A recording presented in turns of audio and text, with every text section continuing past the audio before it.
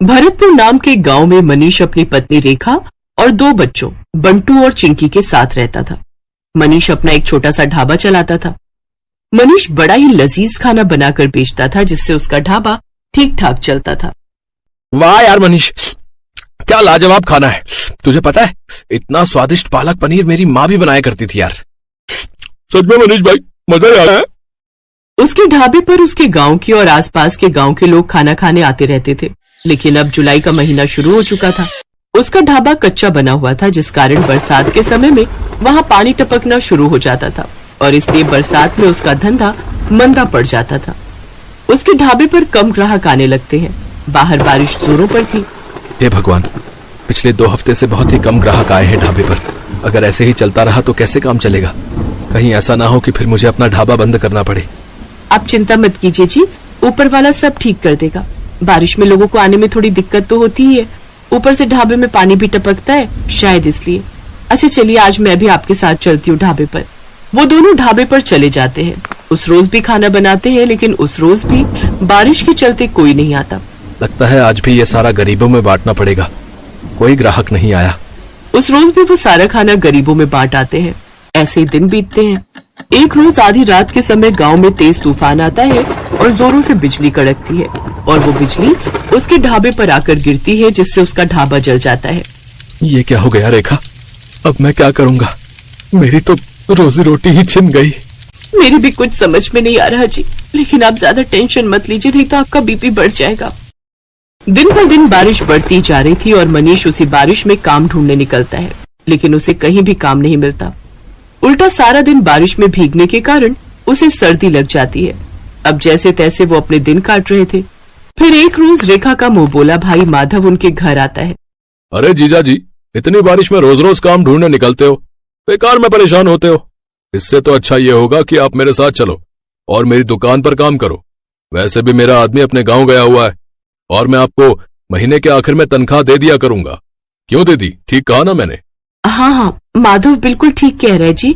वैसे भी अपने पास और कोई काम तो है नहीं, अब तब तक यही काम कर लो आप। अच्छा ठीक है माधव, तुम कहते हो तो मैं यही कर लेता हूँ। वैसे भी घर खर्च तो चलाना ही है ना। अब मनीष माधव की दुकान पर काम करने लगता है। वो बिना 1 मिनट भी आराम किए सारा दिन मेहनत करता, अनाज की बोरियों को ट्रकों से उतारता और दुकान के अंदर का सारा काम संभालता। लेकिन जैसे ही महीना पूरा होने को आता है, तभी तनख्वाह देने के नाम पर वो टाल मटोली करने लगता है। तनख्वाह? कैसी तनख्वाह जीजा जी? ये तुम कैसी बातें कर रहे हो माधव? तुम्ही ने तो उस रोज रेखा के सामने कहा था कि महीने के आखिर में तुम मुझे तनख्वाह दोगे। नहीं नहीं, ऐसा कुछ नहीं है। आपको काम की जरूरत थी, मैं जानता हूँ, लेकिन मैं आपको यहाँ पर काम करने नहीं, मदद करने के लिए बुलाता था। और मदद करने के लिए भी कोई पैसे लेता है क्या? ये तुमने मेरे साथ ठीक नहीं किया माधव, मैं तुम्हें देख लूंगा। अरे जाओ जाओ, बड़े आए मुझे सबक सिखाने वाले। मनीष दुखी मन से घर आ जाता है। आ गए आप? आज तो महीने का आखिर है, आज तो आपको तनख्वाह भी मिल गई होगी। तो पापा, फिर तो आप कल ही मेरे स्कूल की फीस भर दीजिए। आपको पता है मेरी टीचर मुझे रोज रोज फीस के लिए टोकती है। ये सुनते ही मनीष की आंखों में आंसू आ जाते हैं। मेरा नसीब न जाने कैसा है रेखा, जो मेरे साथ कुछ भी अच्छा नहीं हो रहा। आप रो क्यों रहे हैं? ठीक से बताइए ना क्या बात है। फिर मनीष उसे सारी बात बताता है। हे राम, वो इतना बड़ा मक्कार निकलेगा मैंने कभी नहीं सोचा था। छी, उसे तो भाई कहते हुए भी शर्म आ रही है मुझे। फिर कुछ दिनों तक जैसे तैसे वो दूसरी जगह नौकरी की तलाश में जाता है। तब जाकर उसे एक बड़ी कोठी में ड्राइवर की नौकरी का काम मिल जाता है, जहां उसे महीने के 10,000 रुपए तनख्वाह के रूप में मिलते हैं। लेकिन उससे वो ड्राइवरी के अलावा अपने घर के काम भी लेते और इसी के सहारे अपना घर खर्च चलाता है। ऐसे ही एक शाम जब मनीष काम से घर लौट रहा होता है, तभी उसकी नजर सड़क किनारे गिरे हुए बच्चे पर जाती है, जो कि लगातार मदद की गुहार लगा रहा था। कोई मेरी मदद करो। ये तो किसी बच्चे की आवाज आ रही है। मनीष जल्दी से उसे पास के डॉक्टर के पास ले जाता है और उसका इलाज करवाता है। एक जमींदार का बेटा होने के बावजूद भी किसी ने मेरी जान नहीं बचाई, क्योंकि शायद कोई भी रोड एक्सीडेंट के लफड़े में नहीं पड़ना चाहता। लेकिन आपने बिना कुछ सोचे समझे मेरी जान बचाई। आपका बहुत बहुत धन्यवाद मनीष काका। अरे इसमें धन्यवाद कैसा? तेरी जगह अगर मेरा बेटा होता तो क्या मैं उसकी जान नहीं बचाता? उधर जैसे ये बात जमींदार को पता चली, वो दौड़ा दौड़ा आया और उसने वीरेन को गले से लगा लिया। तेरा बहुत बहुत शुक्रिया मनीष। अगर आज तू ना होता तो पता नहीं मेरे बेटे का क्या होता। ये ले मनीष, इसे मेरी तरफ से इनाम समझ कर रख ले।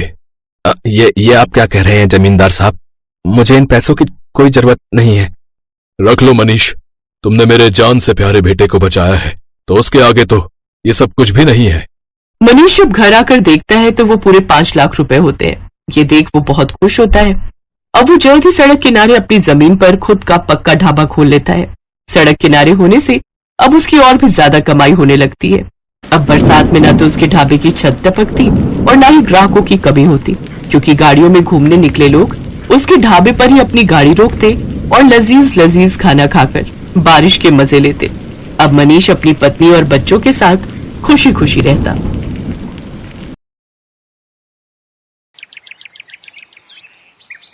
बेलापुर गांव में आत्माराम और उसकी पत्नी गायत्री रहते थे। गायत्री चाय की बड़ी ही शौकीन थी।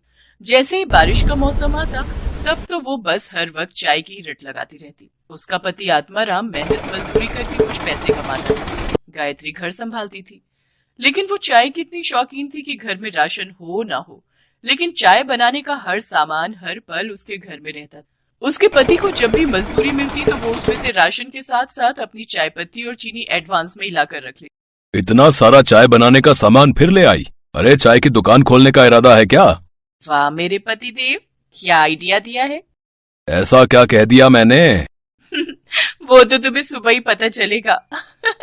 गायत्री के पास एक पुराना टेबल था। अगले दिन सुबह उसने उस टेबल पर चाय की दुकान लगाने का फैसला किया। वो अपने उस टेबल को घर के बाहर ले आई और उस पर चाय बनाने का सामान रख दिया। मॉनसून का समय था, जिससे मौसम काफी सुहाना हो रखा था। चाय ले लो, सिर्फ 5 रुपए में चाय। आओ आओ, इस सुहाने मौसम में चाय का मजा लो। कुछ ही देर में उसके पास चाय पीने के लिए लोग आने लगे। ठंडी ठंडी हवा, मॉनसून का महीना, सुहाना मौसम और ऊपर से अदरक, इलायची, मसालों वाली चाय। बहन जी, एक कप मुझे भी लेना। ऐसे ही देखते सुबह से दोपहर हो गई। आत्माराम गुस्से में बड़बड़ाता हुआ बाहर आया। सारा दिन बस लोगों को चाय ही पिलाती रहोगी या घर में खाना भी बनाओगी? हाँ तो कौन सी आफत आ रही है? दिख नहीं रहा बीवी बिजनेस कर रही है, खुद ही जाकर बना लो खाना। लेकिन मेरी माँ, बनाऊं किसमें? चूल्हा तो तुम हथिया कर बैठी हो। अरे हाँ, मैं तो भूल ही गई थी। अच्छा, आज मेरा काम का पहला दिन है, परेशान मत करो। खाना अब सीधा रात को ही खाना, तब तक इस चाय से ही काम चलाओ। लो, एक कप चाय पियो। नहीं पीनी है तुम्हारी चाय। हे भगवान, मैं क्या करूं इस औरत का? काश कि कोई चाय देने वाला पेड़ होता जो सारा दिन बस चाय ही देता रहता। शाम को जब ग्राहक आने बंद हो गए तो गायत्री ने चूल्हा अंदर ले जाकर रख दिया और उसमें खाना बनाने लगी। साथ ही उसने चाय के पतीले में बची हुई थोड़ी सी चाय को अपने घर के आंगन में लगे पेड़ की जड़ों में डाल दिया। सुबह जब गायत्री आंगन में झाड़ू लगा रही थी तो उसकी नजर उस पेड़ पर गई। अरे, एक रात में इस पेड़ पर इतने फल कैसे लग गए? कल रात तक तो इसमें कुछ भी नहीं था। तभी वहाँ आत्माराम भी आ गया। हाँ, इसमें तो बहुत सारे फल लगे हैं, चलो एक तोड़ कर देखते हैं। आत्माराम ने फल तोड़ा तो उस फल में से चाय निकली। इस फल में चाय? भला ये कैसे हो सकता है? हाँ, चाय, क्योंकि मैं एक जादुई पेड़ हूँ। कल तुमने मेरी जड़ में चाय डाली थी, इसलिए अब तुम्हें हर रोज चाय मिलेगी। तुम जितनी चाहो उतनी चाय के फल मुझसे तोड़ सकते हो। वाह, ये तो बहुत ही अच्छा हुआ। अब हम बिना लागत लगाए ही लोगों को मुफ्त की चाय बेचेंगे और खूब मुनाफा कमाएंगे। अच्छा सुनिए जी, ग्राहक आते ही होंगे, तुम जल्दी से इन फलों से चाय निकाल कर केटल में डालो ताकि मैं उन्हें बेच सकूं। उन्होंने जल्दी से केटल में चाय भरी और फिर गायत्री उसे अपने टेबल लगाकर बेचने लगी। गायत्री बहन, आज तुम चाय चूल्हे पे नहीं बना रही? इस केटल में तो ठंडी होगी ना? नहीं भाई साहब, चाय एकदम गर्म है, बस अभी चूल्हे से उतार कर लाई हूँ।